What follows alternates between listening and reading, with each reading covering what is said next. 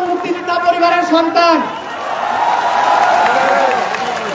আমি একজন বীর মুক্তিযোদ্ধার নাতি।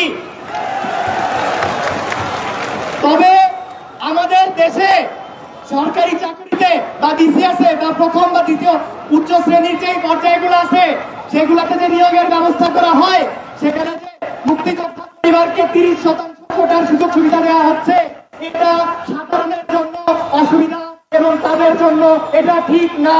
এবং আমি ব্যক্তিগতভাবে আমার জায়গা থেকে মনে করি এই 30% কখনো আমাদের সকলের জন্য যৌক্তিক হতে পারে না।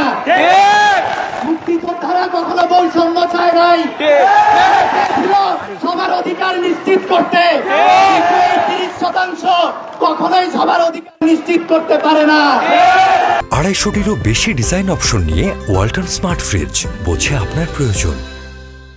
শুধু এই 30% না, নারী কোটা, জেলা কোটা সহ সর্বমোট 56% কোটার অধীনে থাকলে 44% সাধারণ জনগণ কি করবে? আমার মতো একজন মানুষ যদি বুঝতে পারে, বাকিরা কেন বুঝতে পারবে না? বলতে চাই 30% না, আপনারা তাদের জন্য মুক্তিযোদ্ধাদের প্রতি আমরা সর্বোচ্চ সম্মান প্রদর্শন করে মুক্তিযোদ্ধা পরিবারকে সর্বোচ্চ সম্মান প্রদর্শন করে তাদেরকে সর্বোচ্চ সম্মান প্রদর্শন করে বলতে চাই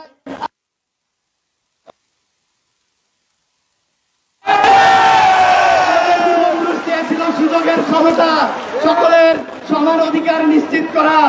অতএব তাদেরকে যদি সুযোগ সুবিধা দেওয়ার হয়, আপনারা বিশেষ বিবেচনায় বিভিন্ন ক্ষেত্রে সুযোগ সুবিধা দিতে পারেন, কিন্তু সরকারি নিয়োগের ক্ষেত্রে সুযোগের সমতা নিশ্চিত করতে হবে। অনগ্রসর আছে তাদেরকে বিশেষ বিবেচনায় আপনারা আনতে পারেন। সেক্ষেত্রে আমাদের ছাত্র সমাজের কোনো কথা বলার কিছু নাই।